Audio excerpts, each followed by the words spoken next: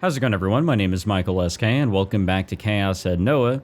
We are in Kozupi's route, which I'm kind of interested in. I'm kind of looking forward to seeing where this will go, and if this will be the big, wacky route that I'm pretty sure I was told about whenever I was going through Chaos Child. Unless you can really just say that all of these routes are weird and wacky in their own way, which kind of holds up, especially with ISAs. Maybe even Yuas, and oh yeah, most definitely Nanamis. But yeah, we just got started. Kozupi gave us a gift, and then she ran away after seeing mirrors, which is very in character for her. I ran after Kozupi, but I had taken too long to do so, and now I couldn't see her anywhere. I hadn't said anything to her about wanting us to leave together, but she was the only person that I had left. Losing her started to make me freak out, and I could feel the anxiety slowly welling up. Being all by myself, especially in the center of Shibuya, well, I really didn't like it. The mere sight of the human stampedes moving along caused sweat to bead all over me. So, knowing I couldn't take it, I gave up on trying to find Kozupi and decided to hurry back to my base. Uh-oh. What was that? I had heard something, the loud clicking sound of a camera shutter. I shifted my gaze toward the sound, but I couldn't see anyone with a camera. That was when I realized the sound hadn't been an actual camera, but a cell phone. That explained why the sound had been so clear. And yet, despite that realization, I still couldn't locate anyone that was pointing a cell phone at me. Was I just too on edge? No, that couldn't be it. My social suicide would have been incredibly well known throughout Japan, especially considering how much people freaked out over espers. So it wouldn't have been all that strange if there were people who found it amusing to snap random photos of me. The streets were overflowing with people. Well, at least none of them were looking at me. Don't look at me. We know. Biting my lip, I continued dragging myself forward. I hung my head as low as possible so as to not be recognized. There it is again. Yeah. Someone had taken a photo of me again, and this time I knew for a fact I had felt their gaze on me. And it wasn't the usual God's gaze, but a gaze harboring nothing but pure malice. Well, who is it? I looked around, and yet after all that, there was still no one there. Who the hell are you, sneaking photos like a goddamn peeping Tom? I'll sue the fuck out of you for violating the rights to my likeness. But it wasn't like they were ever going to hear me cursing them out inside my head, and I very much didn't have the courage to say it out loud. Even if I did, it would only bring even more attention to me. I went back to walking. This time I doubled my speed, weaving as best as I could between the herds of pedestrians clogging the road. Oh boy. Oh no. The sounds only got worse. The shutters continued to chase me, then I thought I heard someone giggle. I looked around again. There were a number of people holding their cell phones at eye level. A middle-aged businessman, a woman in a suit, a high school boy, and some Dokyun girl. A pretty varied selection. And as I moved, they would move their phones in an attempt to follow me. Don't look at me. Don't take pictures of me. I couldn't take it anymore, so I took off running in another direction, but it didn't matter how long I ran. It didn't matter how far I ran. It didn't matter how many people I threaded the needle through. The sound always found me. The gaze always caught up to me. Every time I thought I got away from the noise, it always started up once again. In my head, it was like my enemies were multiplying without end. Eventually, I ran into a red light, forcing me to stop. Planting my hands on my knees, I tried as best as I could to catch my breath, all while the noise of the shutters persisted.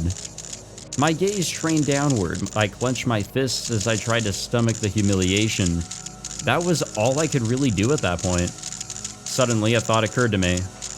Was this noise really being produced by such a large, unknown number of people? Wouldn't they all be taking way too many photos? Sure, I was basically a celebrity now, but I wasn't famous, I was infamous. Photos of me wouldn't be worth jack shit.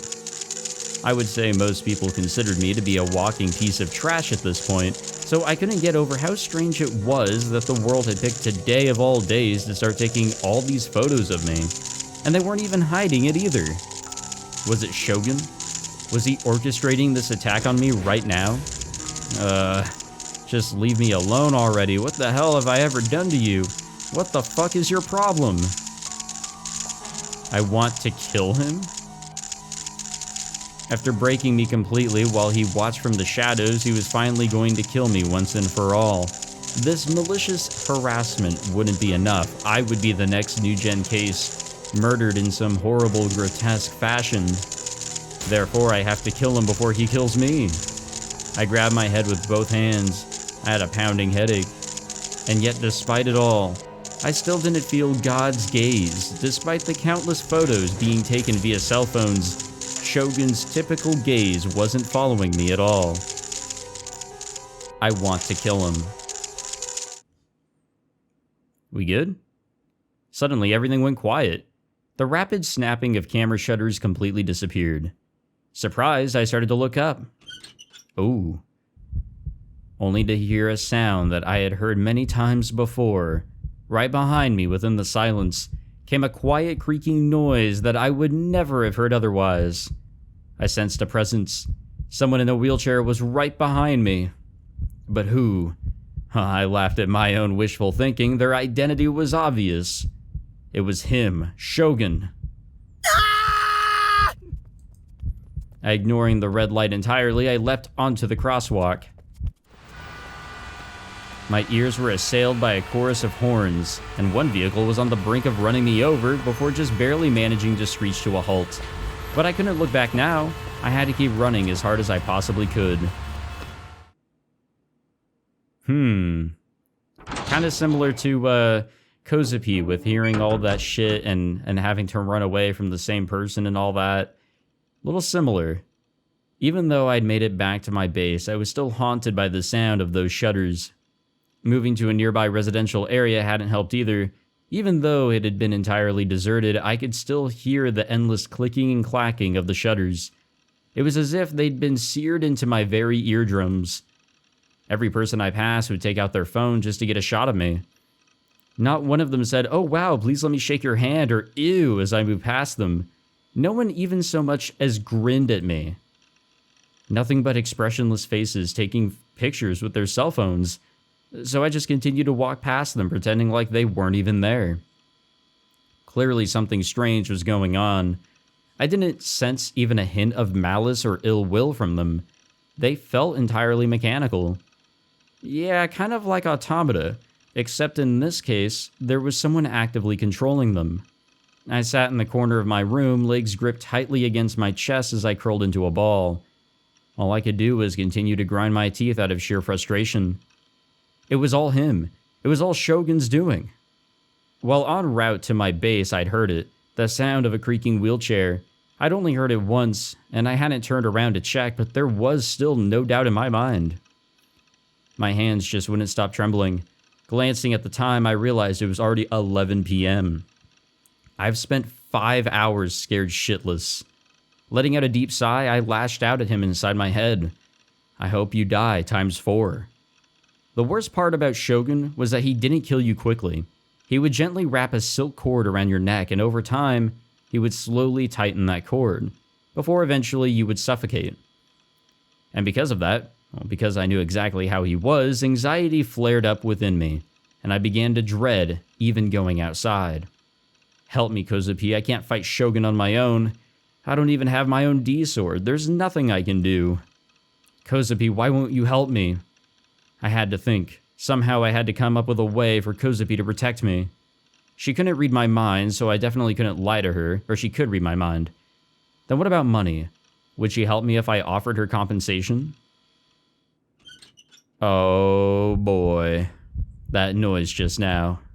With a horrible gulp, I squeezed myself into an even tighter ball, and strained my ears for the slightest sound. I had just hallucinated it. Yeah. That was the most obvious I hadn't hallucinated it. It was the sound of a wheelchair. I could hear it coming from outside. I immediately held my breath and strained my ears even harder, trying desperately to hear any noise coming through the wall. There it was, he was outside. Wait, maybe I was just imagining it. Maybe I was just imagining him slowly moving closer and closer to me. I wasn't just imagining it, he was wheeling around the outside of the container. I'd heard his voice. It was Shogun's laugh. So, why is he approaching us right now? I mean, Chapter 6 was like the last time he technically got a hold of us before like the Chapter 9 or 10 like, you know, big showdown when we got our D-sword.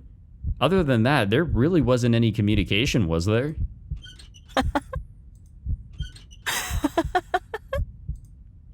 He was laughing. In the dead of night, he was sitting outside my container in his creaky little wheelchair laughing. But it didn't end there. The very next second, I heard the sound of a cell phone's camera shutter. Had Shogun taken a picture? What are you taking a picture of? The container? No. It wasn't just Shogun. There were other people there. And not just 2 or 3. It felt like there were at least 10. They were all taking pictures with their phones in perfect unison. The sound of the shutters echoed off the walls and coiled into my ears. This wasn't possible. A delusion like this was just that, a delusion. If I peeked outside, surely nobody would be there. It was all just some simple hallucination. Sure, the container walls were pretty thin, but there was still no way I should have been able to hear the shutters or the laughter or the wheelchair, and definitely not this clearly.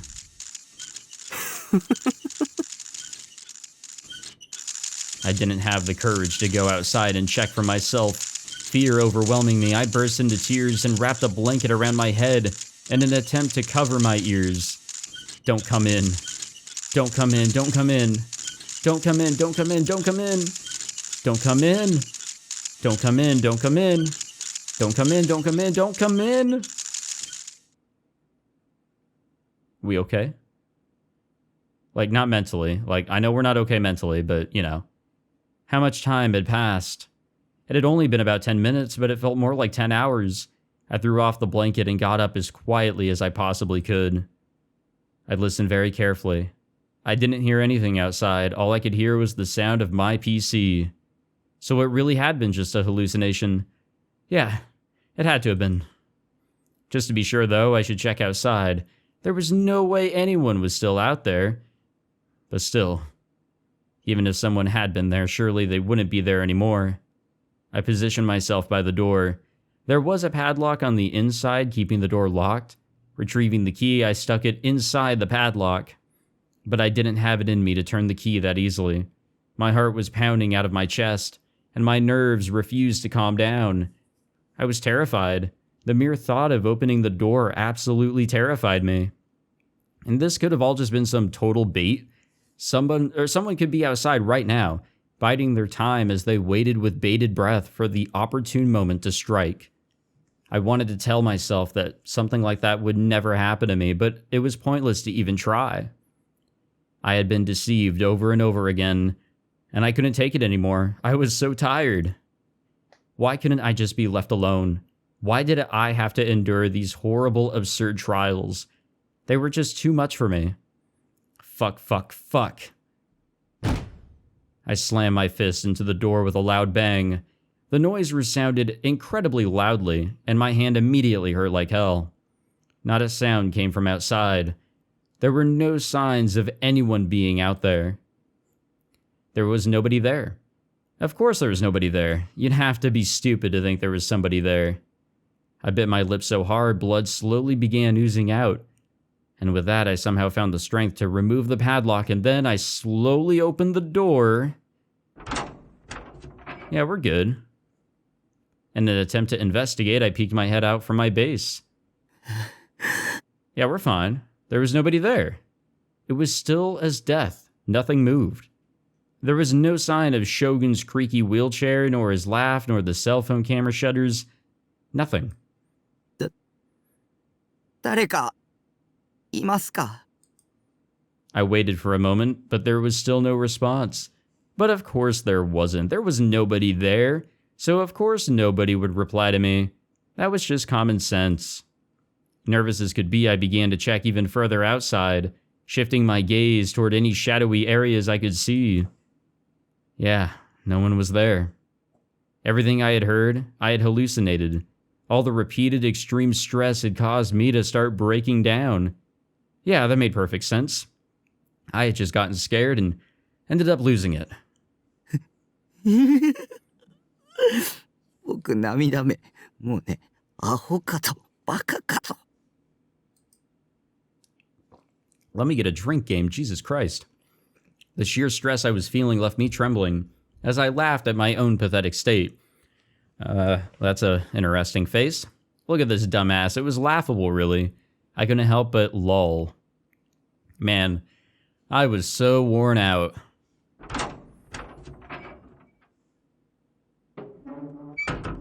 So we good? We're good, right? Going back into my room, I let my Seraton figure soothe my soul. Next, I sat down at my PC and logged into FreePara. That was where I checked for new updates in the Bloodtoon community. I could also see if my friends posted any status updates. Huh? A sense of dread was building within me. Something was not right.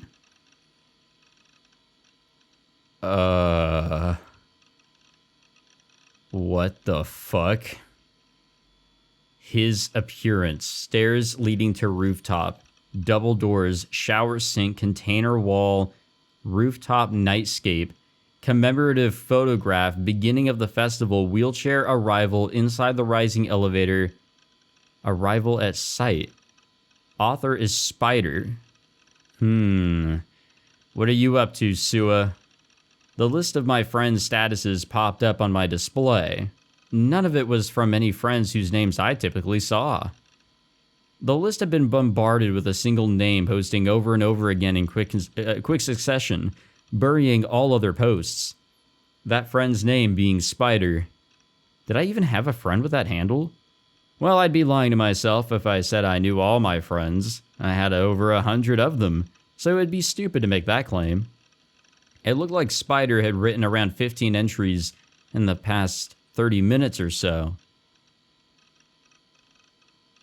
Yeah, I'm a little worried here. When I saw the titles of the posts, I gulped. Before I knew it, my throat had gone completely dry. For one reason or another, I was struck with an immense sense of deja vu. When I saw the titles, I had a feeling that I knew exactly what the contents would be. With trembling fingers, I moved the mouse and clicked on one of the entries. Uh-oh. これって The front of this very building. The post had contained a single image, and by the looks of it, it had been taken by a cell phone. There was no text nor anything else in the post, just the image. There was no doubt that this photo was of the Kurenai conference hall. It seemed to have been taken at night too. Huh. Okay, that can't be right. It was just my mind playing tricks on me. I forced a dry smile as I clicked on another post. That looks a little familiar. 嘘だ Despite me crying out in disbelief, even I could have predicted what was to come just by reading the title. And yet the horror gave rise to countless goosebumps across my skin, each bump like a stewing bubble of sheer dread. Those noises, they had just been hallucinations, hadn't they? The sound of the wheelchair, the sound of Shogun's laughter, the sound of cell phone shutters. Had those sounds actually been real? Had someone actually been outside my base until just a short while ago, taking pictures and uploading them with their phone? The latest post was titled The Man of the Hour. The timestamp read 12:14, and right now it was 12:21. Their last status update had only been 7 minutes ago. 嘘だよ It's when we peeked our head out, wasn't 嘘に it? 決まってる Who was the man of the hour supposed to be? Who the hell could it be? Who the hell could it be? Excuse me. I really didn't want to look, but I just couldn't bear not to. I'd never be able to calm down otherwise. I quickly snapped my gaze to the door and back. I had to make absolutely sure the lock was on correctly. And right after I did that, scared as could be, I clicked the latest status update. It's us poking our head out. It was a picture of me. Just a moment ago, I had opened this door to see who was there. I thought nobody was out there, but someone had been outside. Oh, we don't get to see the photo of our little head poking out. The one halting her was a classmate of hers, Ninomiya Minako. 折原、ちょっと話があるんだけど。Kazoe winced at the clear animosity laced in her words. Moreover, Minako was not the only one there. 5 girls stood behind Minako lying in wait. All of them were her classmates, but Kazoe was unable to recall their names and faces. いいよね。付き合ってくれるでしょ？ As she remained unresponsive and unsure of what to do, Kazoe's quivering shoulders were then shoved not by Minako, but by one of the other girls behind her. ちょっと、なんとか言いなよ。Feeling entrapped by the crowd of girls, tears began pouring from the corners of her eyes. Her captors were quick to take notice, growing even further agitated. いちいち泣いてんじゃねえよ。いいからちょっと来なよ。 She refused to go with them, for she had a horrible feeling about the events to come. But when they grabbed her by both arms, she knew that she no longer had a choice in the matter. Why is she being bullied? What did she do? They brought her out to the rooftop. 10 more girls were waiting up there. Jesus Christ. Nearly everyone was a classmate of hers. When she realized this truth, Kazoe was left deeply confused. Kazoe could predict very well what would happen from this moment. She could acutely feel the intense malice directed at her from those present. Kazoe shook in fear from the sheer amount of negative delusions flowing into her. Despite her best efforts to endure, her tears simply would not stop flowing. こいつもう泣いてんじゃん。うわ、マジ？うざくない？ Even though Kazoe had only just transferred to this school, her peers held nothing back in their barrage of insults. Of course, she was well aware of the bitter hatred the girls felt for her. Try as she might to block out their inner voices in the classroom, the utter animosity they held was not something she had been able to ignore. But despite such contempt, nobody had ever approached her in this manner before. She tried to run, but by being surrounded by so many of her classmates, it just left her no route to escape with. 逃げようとしてんじゃねえよ。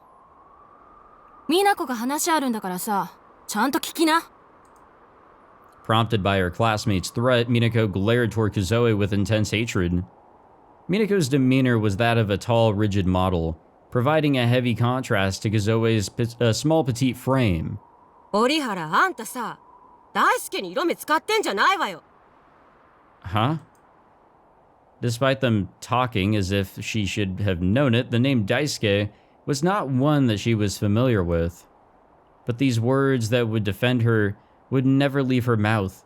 She simply made herself small, shrinking to the ground in order to withstand the fierce chaos and confusion. 聞いてんの？うざいんだよ、あんた。人の彼氏に手出そうとしてんなよ。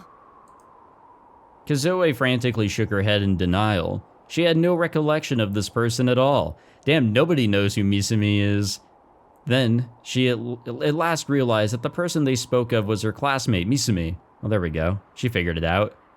If that truly was who they were referring to, then Kazoe had never had any intention of leering at him. In truth, it was quite the opposite. His entirely overt ulterior motives were nothing but a source of vexation to her. っていうか、前から折原のこと気に入らなかったんだよね。ねえ、なんで喋んないの？可愛いこぶってんの？はっきり言ってうざすぎだし、ムカつくし。I guess nobody knows what a mute person is. それとも、男子とは話せても私たちと話すつもりないって？調子に乗ってんじゃねえよ。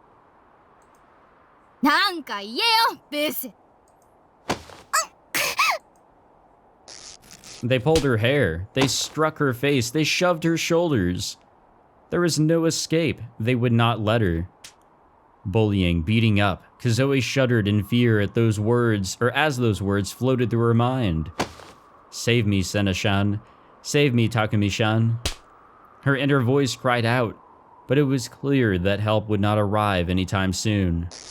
Before she had even moved here to Tokyo, well, this was how it always had been. No matter how much Kazoe wished for someone to help her, it would never come. She had no choice but to bear it. If it were only this much, she could bear it. But that thought was just as transient as the last. Come on, pull out the D-sword. From somewhere she could not quite discern, a noise faintly began to echo. The faces of her classmates immediately lost all expression. Each and every one of them reached into their jacket pockets in unison. And then, as if they had planned it beforehand, they all slowly retrieved something from within them. Each person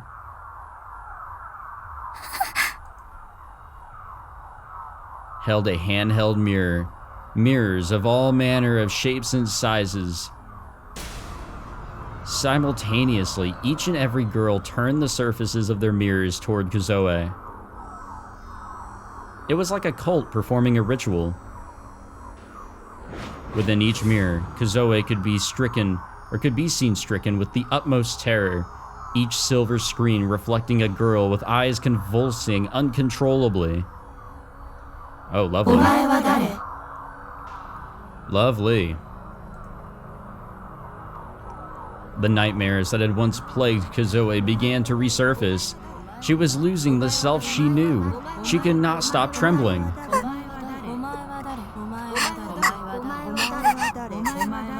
She shook her head violently in denial. Her eyes wandered between each mirror. As her head shuddered and shook, the convulsion seizing her eyes continued. Ooh, a word. Kazoe tried to scream, but could only muster a feeble cry. Excuse me. Oh no. The darkness.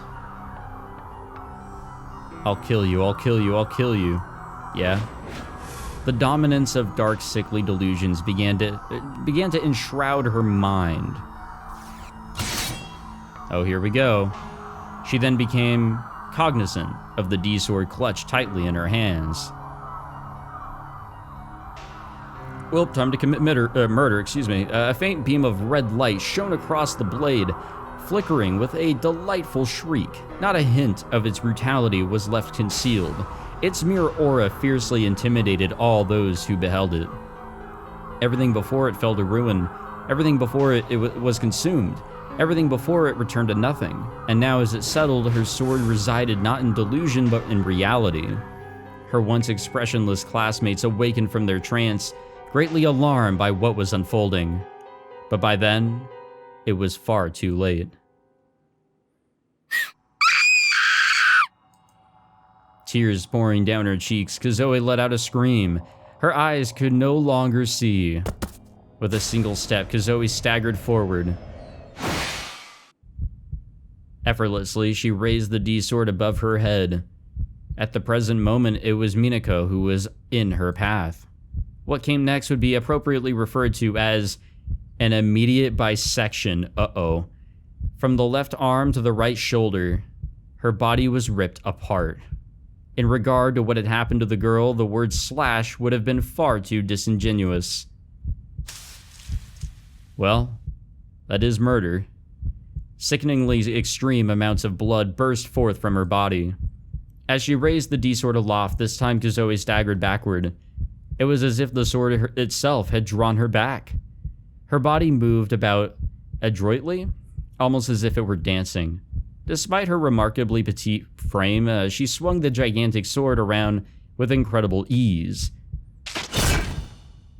Despite being far past death, Minako's corpse was further desecrated in obscene acts of violence.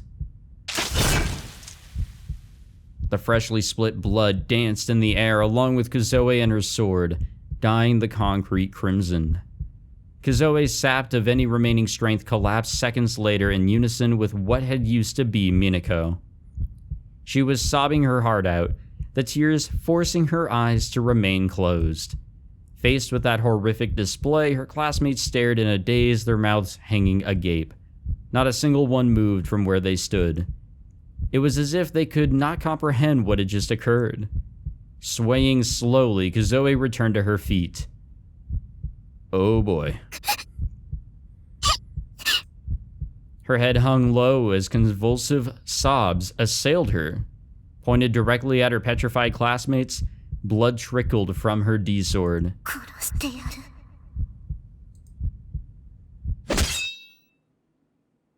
The very next moment, innumerable shrieks ripped through the air before disappearing into the sky forever. Yeah, leave no witnesses behind. Get rid of them. Walking as fast as I could, I headed directly for my school. I kept my eyes out for anyone at all. If someone even dared to approach me, I would run as fast as I possibly could. I'd been hyperventilating for forever now, wheezing again and again, my throat desperately gasped for air. The sweat beaded endlessly on my forehead. No matter how much I wiped it away, it just kept coming. I was just going to school. So I could get Kozupi to help with whatever the hell this was. I needed her to fight the bastards that were trying to break me. Kozupi would definitely do it. She was completely broken herself after all. Oh, you don't know the half of it now, buddy. I wanted to kill them. Shogun and his cronies needed to fucking die. There was no doubt in my mind that the people at my base yesterday had been Shogun and his underlings.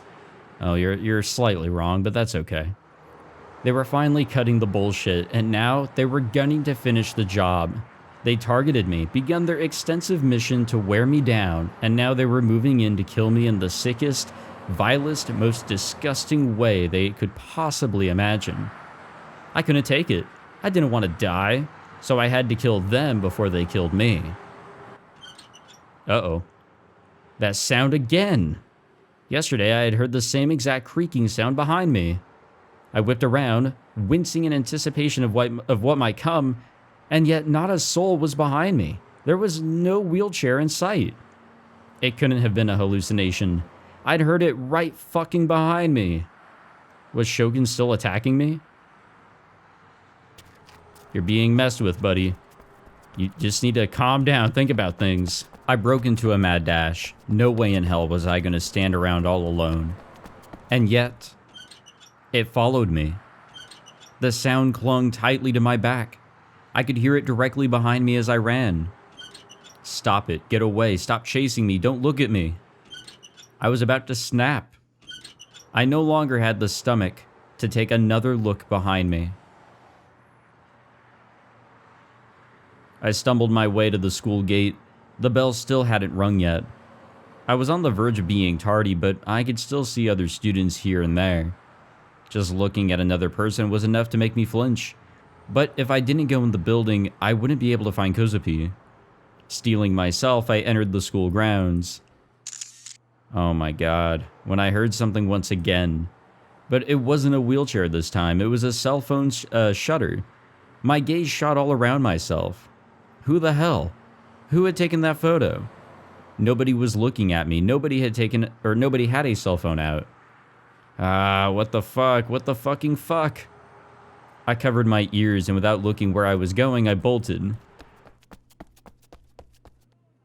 Without stopping even once, I finally made it to the classroom. I was about to burst into the room, only to frantically stop dead in my tracks and turn right around. The class Dokuns were all assembled in there. The second my eyes had met one of them, I had given up completely on going in. God damn it. This world was plagued with my enemies. Every single person was my enemy. All of you should die. Every fucking last one of you should just die. Wow. Since I couldn't go in the room, I opted to just turn around and keep walking. Maybe a delusion or two about massacring those Dokun pieces of shit would cheer me up. I'd only glanced in the room, but I hadn't seen Kozupi. Actually, there hadn't been any girls in the classroom at all. Oh, yeah, they're probably not going to be showing up anytime soon, buddy. That was pretty strange, actually, but I still couldn't care less. All I cared about was figuring out where the hell Kozupi had wandered off to. Of all times for her to completely disappear on me, it just had to be now.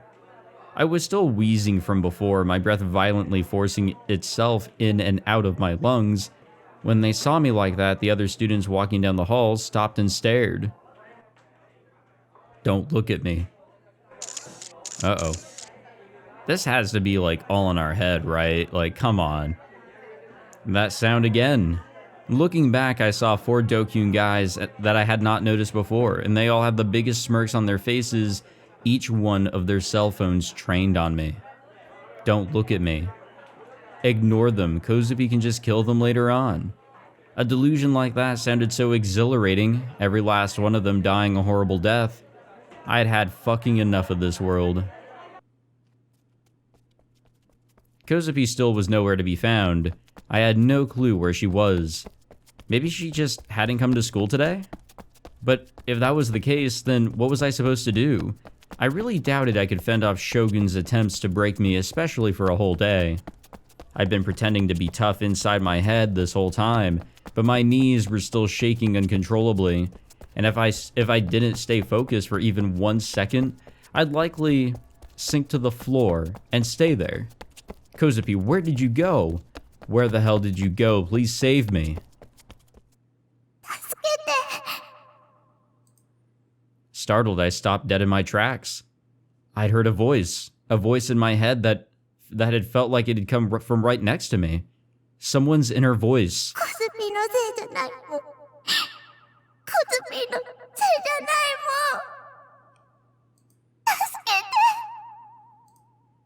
Kozupi, where are you? Can't we shout with our inner voice? Looking around, I saw Kozupi squatting down near a corner by the entrance, cradling her head. The moment I saw her, a gasp forced its way from my mouth. Her entire body was a deep crimson, as if waves of red from an ocean of blood had crashed down upon her. No, it wasn't simply as if. She was undeniably covered in a ridiculous amount of blood. I wanted to scream, but my voice had stopped working. Kozupi, say something, Kozupi! When I called out to her with my inner voice, Kozupi slowly raised her head. Tears were flooding from her eyes, leaving them red and congested.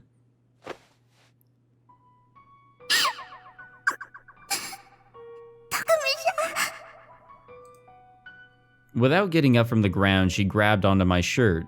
She clung to me as if her life depended on it. 何を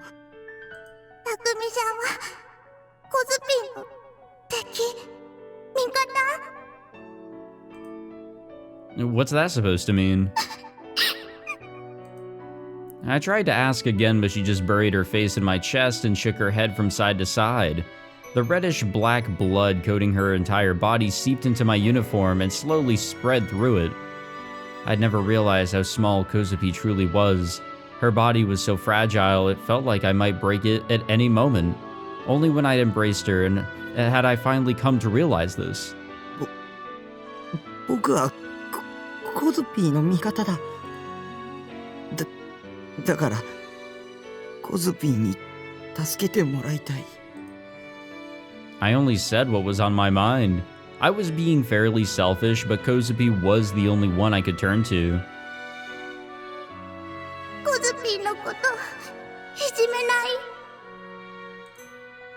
I'm not gonna be a bully to you. The guys bullying me are my main concern. That's what's more important here anyway. I need your protection.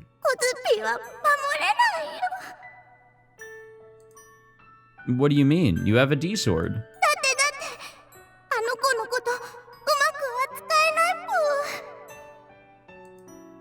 Him? What, your D-sword? As I asked that inside my head, Kozupi nodded. She then nestled further into me.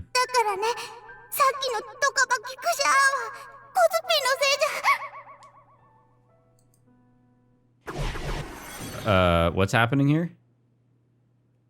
Why are we going into it? Oh, we're seeing what happened. Okay. Without warning, I was hit with a fierce impact. Images burst into my mind like an intense montage of flashbacks. The school, its rooftop, the fierce rusty smell of blood, a sea of blood, endless chunks of meat strewn across the concrete, disconnected, disjointed hunks of flesh I could not identify, and Kozupi standing in the middle of it all, her breathing heavy and a D-sword in her hand. I then snapped back to myself, shocked. What the hell was that? That had definitely been the school rooftop, but what were all those other images? Had they been just a delusion? But they had been different from how my delusions usually were. Maybe it hadn't been my delusion, but Kozupi's? I felt like Senna had said something about how gigolomaniacs can make other people see their negative delusions, so maybe that was what had happened? But placing that aside for now, Kozupi's blood-stained body clung to me. The blood on her was still wet. There were no signs that she'd been hurt, and she certainly wasn't acting like she had been. Therefore, the blood was not hers. I was trying my absolute hardest to conjure up an explanation for the amount of blood she was bathed in. There was nothing normal about this. It was utterly insane. Whose blood was this? Kozupi, whose blood is this? コズピをね、いじめた人たち。 Kozupi hung her head. She gently detached from me and then looked away as if she was in trouble. She raised her index finger to her lips. To me, it looked like she was sulking about something, or like she was lapping up the blood on her finger. Isn't that someone else's blood? 他人の血だよ。 A feeling of dread surged up within me. Kozupi, if that really is the case, you went way, way too far, didn't you? The school bell rang loudly, telling us homeroom had started. There wasn't a single sign of any students around us. They had all already gone to class. And so I made up my mind and began to head straight for the classroom. But we have blood on ourselves now.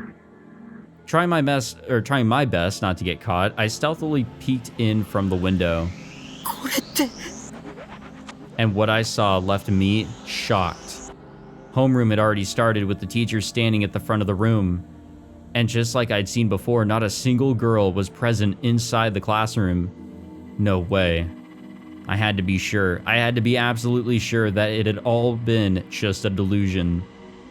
So we're going to the rooftop?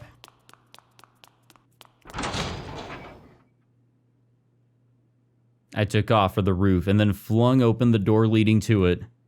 The first thing to hit me was the somber blue sky, and the next was nothing but pure crimson. A literal sea of blood. Nice. When hit with the remains of that horrifying scene, the physiological revulsion, the utter repulsiveness, and the overpowering stench, it all pulled together, and I could no longer keep the contents of my stomach from emptying across the concrete. たくみさんはコズピーの味方だよね。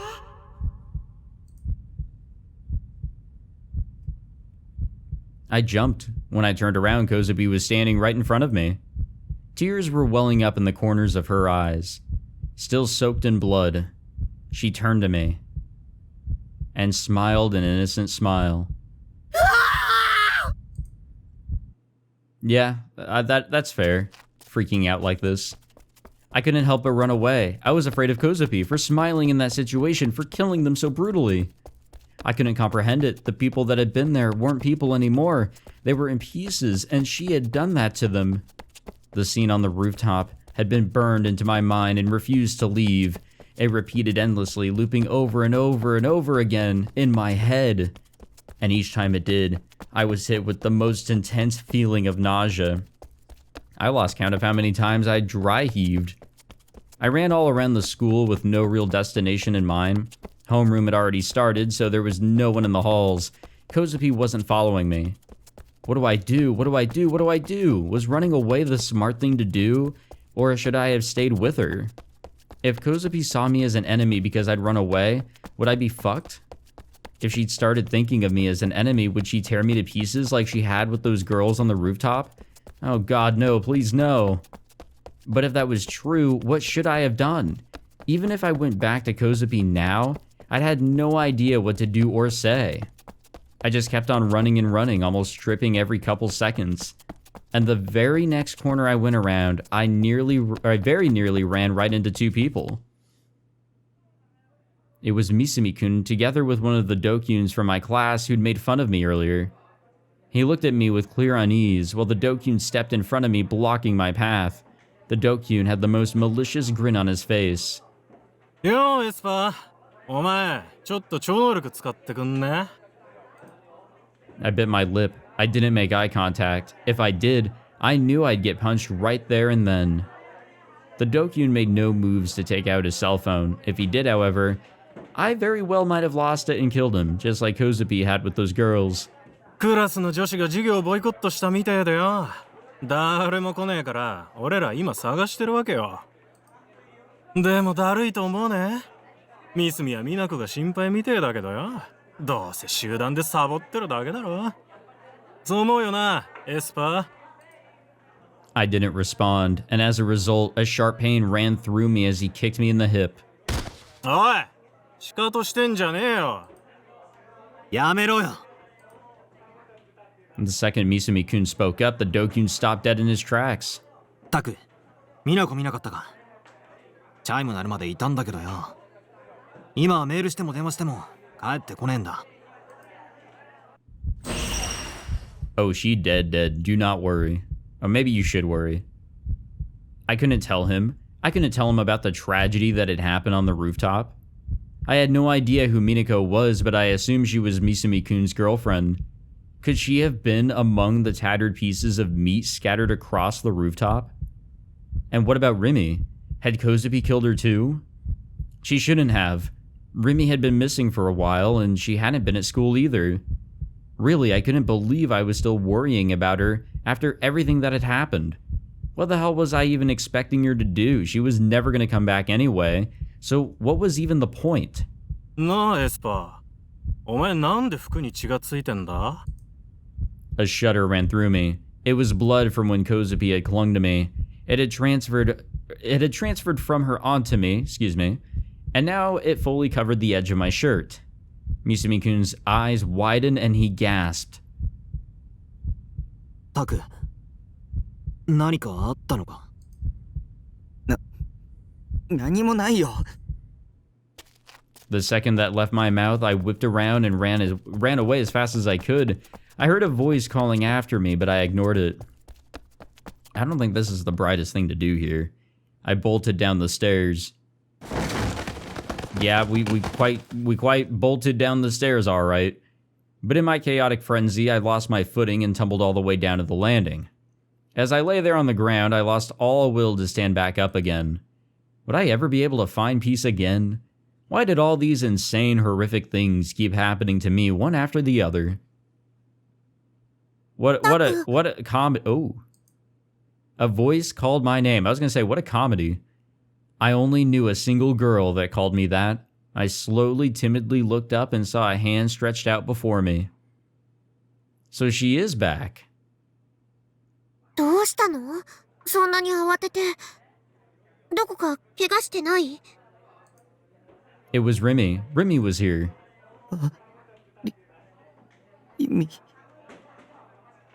僕は。 I felt tears starting to well up. Not wanting to embarrass myself, I fought them back and took the hand that she was offering to me. It was so very warm. Rimi pulled me to my feet. 本当に大丈夫？かなり派手に転んでたけど。 She brushed off my clothes, not leaving a single spot on me untouched. リミ、どこへ？ Where had she been for all this time? Why hadn't she contacted me? She'd said that she would protect me. ああ、私は今日は遅刻。That didn't answer my question. But when I saw that confused, airheaded smile of hers, my fear ever so slightly subsided. That smile had saved my life many times before. And when I saw it, I no longer had any need to ask where she had been or what she had been doing. I didn't need to ask her why she hadn't contacted me. Rimi had come back to me, and everything would be okay now. No matter what enemy I might come to face, Rimi would protect me. Or would she? Would she truly protect me? Had Kozupi really just so happened to not kill Rimi? A flicker of doubt appeared in the corner of my mind. It rose up in me, like a passing thought. She had been absent for all this time, but she just so happened to come back today. And then, she just so happened to be late to school on the day She just so happened to come back. And then Kozubi had just so happened to commit murder on the same day Rimi had just so happened to come in late. A lot of coincidences here. No, don't think about it. Stay positive. I rub my temples with my fingers trying to calm myself down. なんだか具合も悪そうだね。保健室に連れてってあげる。そこで少し休んだ方がいいよ。Why are we hearing the sound effect of somebody running? As she said that, Rimi pulled me by the hand. ほら、行こう。 Did Rimi not know about the tragedy that had happened on the rooftop? But wasn't that only natural? She had said that she'd been tardy today. And the fact that she didn't dare ask about the blood on my clothes was just her being considerate to me. It had to be. I don't know what that running sound was all about. Rimi attempted to pull my reluctant self down the stairs, but I planted my feet right before the entrance. ドッグ？ She kept on trying to pull me along, pretty forcefully too, but I gently shook her hand off. Turning left in this hallway would bring us to the staff room, and after that, the school nurse's office. From there, if we kept going straight and exited at the end of the hall, we'd end up at the sports courts outside, after which would be the school gate. I didn't want to see anyone today if I could help it. I didn't even want to walk through the school. Yeah, let's not go back up there for a while. Someone was going to find that slaughter up on the rooftop at any moment, and when they did, a huge panic would break out. I'd probably end up being the prime suspect since my clothes were caked with blood and all. That was why I wanted to get away from the school as soon as possible. I should just avoid the nurse's office and go straight to the entrance. I planned to tell Rimi about the rooftop in Kozupi, but when I turned around...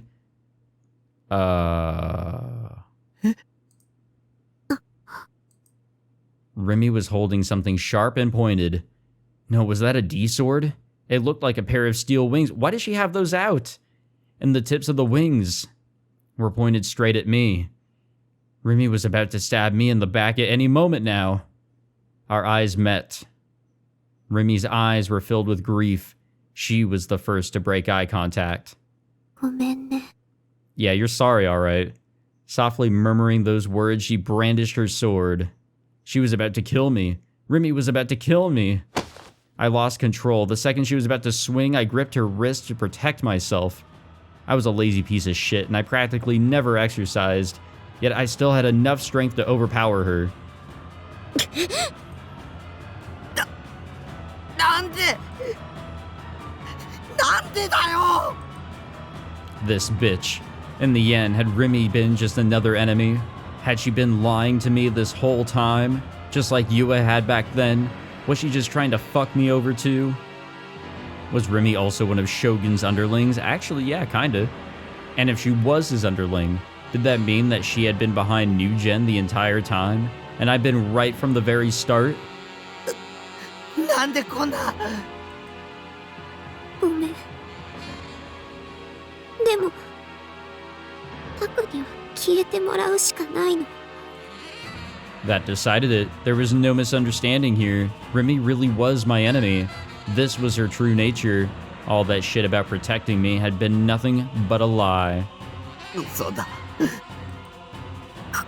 こんなの嘘だ嘘ついて。ごめん。でもお願い。タク、消えて。 ふざけるなよ僕がどれだけリミのことを信用してたと思ってるんだどれだけリミを頼りにしてたと思ってるんだなんでそんな簡単に人を裏切れるんだよこの悪魔女めタク、ごめん。ごめんで済むかよ何様だよ I realized I was crying. A betrayal like this, I couldn't. The pure rage and frustration I was feeling right now, what I had felt with Yua didn't even come close. Rimi had shit all over, all the feelings I'd had for her. That is true. I kind of forgot about that. Yeah, he quite literally grew feelings for her. I'll never forgive you, and I'm gonna kill you. Cool. Gripping her wrist even tighter, Rimi's expression contorted in agony. But the pain I felt was far worse. You tore my heart to fucking shreds. I'll never forgive you. I could never fucking forgive you. Oh, it's this again. Oh? It happened in an instant. Right before my very eyes, Rimi's figure vanished. Her body was blown to the side toward the shoe lockers and slammed right into them. She had been done for the moment she'd hit the metal lockers, obliterating them in the process. A thick cloud of dust enveloped the room. At first, I had no idea what the hell had happened. Hello, Kuzupi. Takumi-san no kokoro no sakibi ne. Kikoeta yo. Right before me, brandishing her D-sword, was Kozupi. Her expression was incredibly pain. Sweat shone on her forehead. And yet, even despite those things, she still forced herself to smile at me.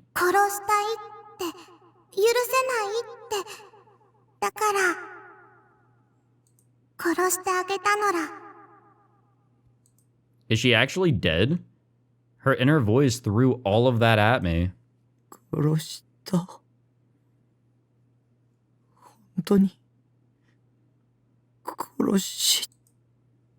Unable to believe what I had just seen, I approached the demolished shoe lockers. The D-sword that had used to be Rimi's brushed against the tip of my shoe. It was lying on the floor, deprived of its owner. I guess she is dead. Liquid slowly pooled beneath the sword. Blood. Whose blood was it? I didn't have to think long to know. Eventually, the D-sword by my feet was enveloped by countless black particles and vanished into the air. Rimi was dead, just like that? I didn't have the slightest urge to confirm it. Sadness washed over me, and at the same time, I was left with an inescapable sense of regret. I had killed my own emotions deep down. Had my feelings numbed me to everything, or had I numbed my feelings to everything? It didn't matter anymore. I didn't even read that last line. What the fuck? At least my tears had stopped falling. It didn't matter anymore. There we go.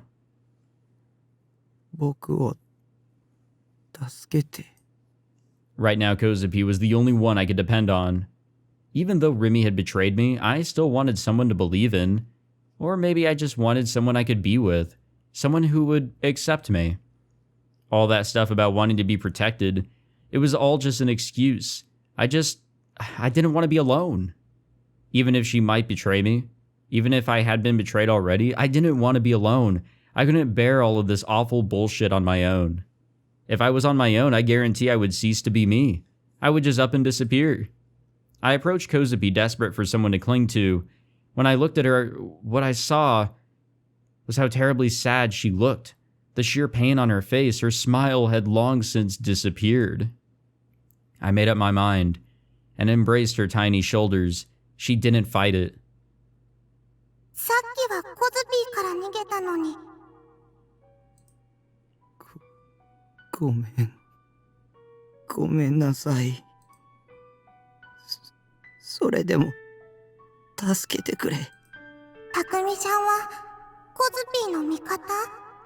Just say yes, man, just say it. Who could say how many people Kozupi had already killed? Who could say what would happen if the police caught us? Knowing all of that, would it really turn out okay if the two of us stayed together? I asked myself such a question, but it didn't take long for me to find my answer. Right now I was together with Kozupi, and as long as we stayed together, it would all turn out okay. We had bigger enemies than the police, enemies that were too dangerous to face alone.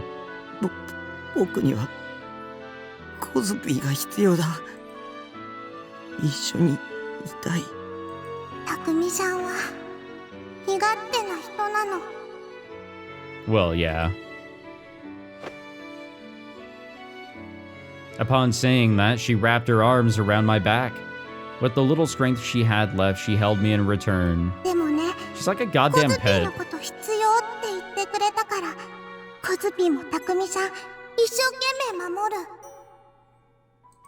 前に汚いおじさんが言ってたのら。我慢することないって、負の感情を否定しちゃダメって。だから、コズピーをいじめる人みんな殺すね。それと、タクミさんをいじめる人も。Feelings both cold to the touch and warm as the sun found their way from her to me. Feelings inside her that contradicted madness, kindness, whether it was the same way her inner voice could reach me or it was all in my head, I just did not know. Uh-oh. What the f- Okay, cool. All right. Right as that thought drifted through my mind, a girl's scream echoed throughout the school grounds. It had come from the top of the building. Had she found the slaughter on the rooftop? We had to run. Kozupi, if we stay here, the police will catch us. For some reason, the moment I let go of her body, she immediately sank to the ground. Uh-oh. What's wrong? すごく疲れてるのら。体だるいの。ねえ、たくみさん。コズピーね、心の中に真っ黒な妄想がどんどん生まれてくるよ。押しつぶされちゃいそうなの。Blackiest black delusions? What do you mean? Yeah, please elaborate. That sounds kind of sus. Regardless of what she meant, staying here wasn't an option. With Rimi's corpse lying here, anyone who spotted us would find out exactly what we'd done. So without getting an answer from her, I lent Kozupi my shoulder, and the two of us began to leave the school. Man, this shit is just wacky. Maybe this is the route that I've been longing for, just something utterly fucking ridiculous. And we will save it there. Alrighty. Thank you all for watching this one. I have no idea what's gonna happen next. This is insane. Rimi is dead. Like half of our class is dead. Who's next? Hopefully not us. But I am curious to see what's gonna happen here. We're just on a murdering spree. It's absolutely crazy. But thank you all for watching this episode. If you enjoyed, be sure to leave a like, subscribe, all that fancy jazz. And I will see you all next time. Take it easy.